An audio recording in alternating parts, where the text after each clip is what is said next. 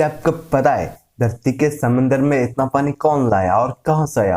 और क्या आपको यह पता है रेगिस्तान की रेत कहां से आई? रेगिस्तान में आकर इतना रेत कहां से आया? और क्या आपको यह पता है कि जो केला होता है वो हमेशा टेढ़ा ही क्यों होता है? इस वीडियो में ऐसे ही अमेजिंग फैक्ट जानोगे ना, जिसे जानकर आप बिल्कुल इस इमोजी की तरह ही रिएक्ट करेंगे। तो चलिए शुरू करते हैं। फैक्ट नंबर 11, जो जहर होता है वो धरती पर मौजूद स्नेक, ऐसे बहुत सारे जानवर, ऐसे बहुत सारे पेड़, इन सब में होता है। पर दुनिया में मौजूद सबसे खतरनाक जहर पोलोनियम है। पोलोनियम कि ये दुनिया में पाया गया अब तक का सबसे डेंजरस जहर में एक है। उसके सिर्फ 1 ग्राम यूज करते ही पूरे 20 करोड़ आबादी खत्म हो जाती है। यानी सिर्फ 1 ग्राम से 20 करोड़ लोग मर जाते हैं। इसका मतलब सिर्फ कुछ ही किलो जहर से पूरी धरती की आबादी खत्म हो जाएगी।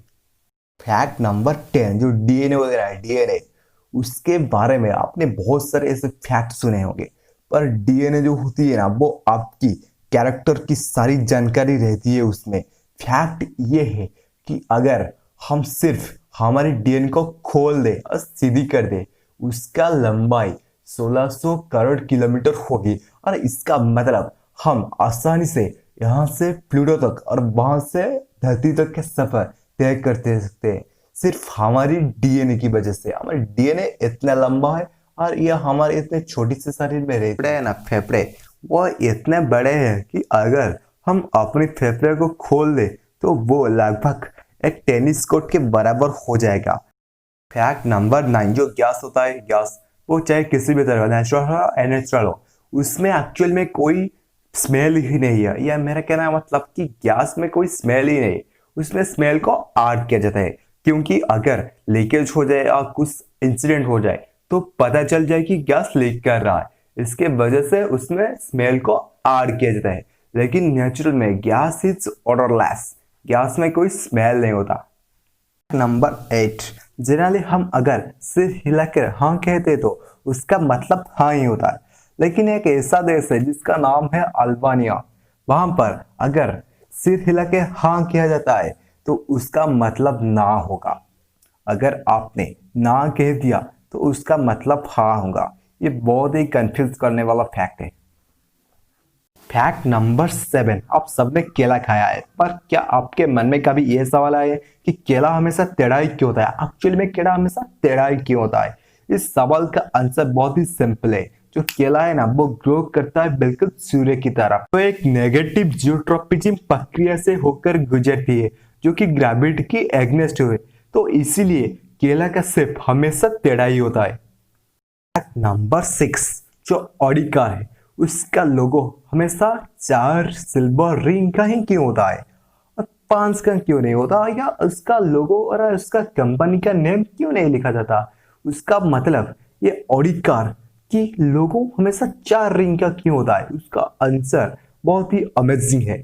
ऑडी कंपनी है जो है ना, वो एक्चुअल में 3 और कंपनी से मिलकर बना है और उन सब का मकसद अलग अलग है। ये 4 कंपनी डीकेडब्ल्यू, वैंडेलियर, ऑडी और हॉर्च है। और डीकेडब्ल्यू का focus motorcycle and small cars बनाने में रहती है और वैंडेलियर मिड साइज कार्स बनाने में ज्यादा फोकस करती है। ऑडी वो की एक हाई एंड लग्जरियस व्हीकल्स बनाती है और हॉर्च डीलक्स मिड साइज कार बनाती है।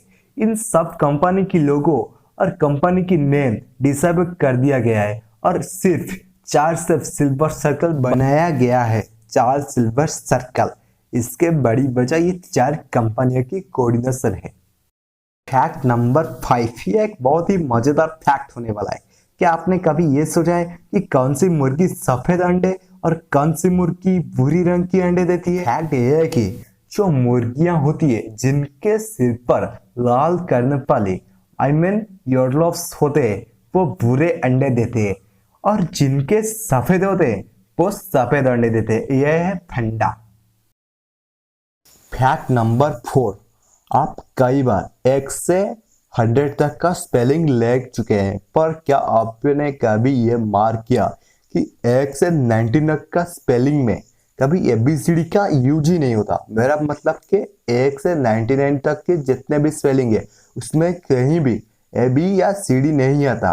ये बहुत ही इंटरेस्टिंग फैक्ट है क्योंकि ज्यादातर लोग इसके बारे में नहीं जानते। ABCD ही नहीं है, इसके बिना ही 1 से 99 तक का स्पेलिंग हम लिख सकते हैं। फैक्ट नंबर 3, आखिर रेगिस्तान में इतनी रेत कहां से आया? ये सवाल का आंसर जानने से पहले आपको इसकी लिथोलॉजी और उसकी एटमॉस्फेयर समझना पड़ेगा।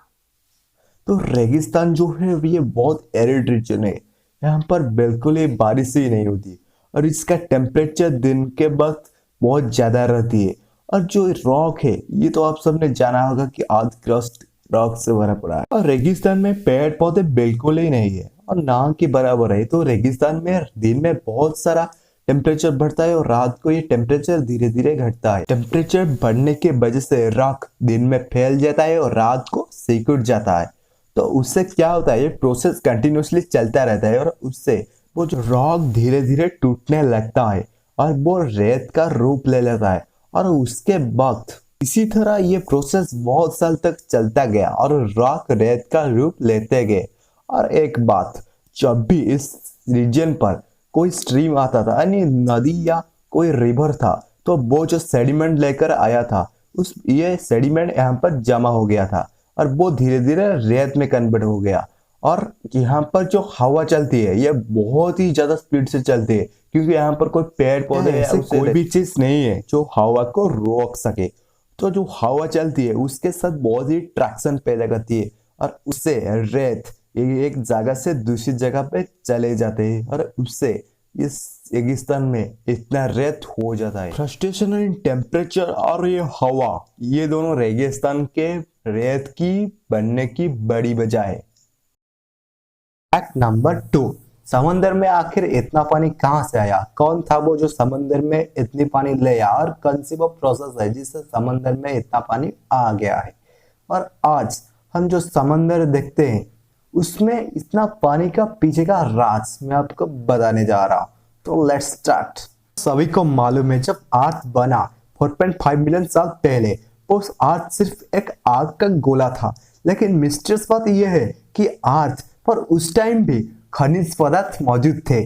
और एक बात यह है कि जब अर्थ जलती थी और उससे जो भाप यानी वेपर अर्थ की एटमॉस्फेयर में जाया करती थी, उस भाप से अलग अलग इस पदार्थ अर्थ की एटमॉस्फेयर में धीरे धीरे जमा होने लगी और उसके बाद वो ठंडी होने लगी और उन भाप ने बादल का रूप ले लिया। उसके बाद जैसे कि वो बादल बनी वो बारिश करना शुरू कर दिया। और जैसे कि हम सब जानते हैं अगर किसी गर्म चीज पर पानी डालते हैं तो उससे भाप बनता है। और ये प्रोसेस कंटिन्यू कई साल तक चलता गया जहां पर धीरे धीरे बादल बनते गए और बादल बारिश करती थी और दोबारा से भाप बनते थे और बादल बनते थे और बारिश कर देते थे।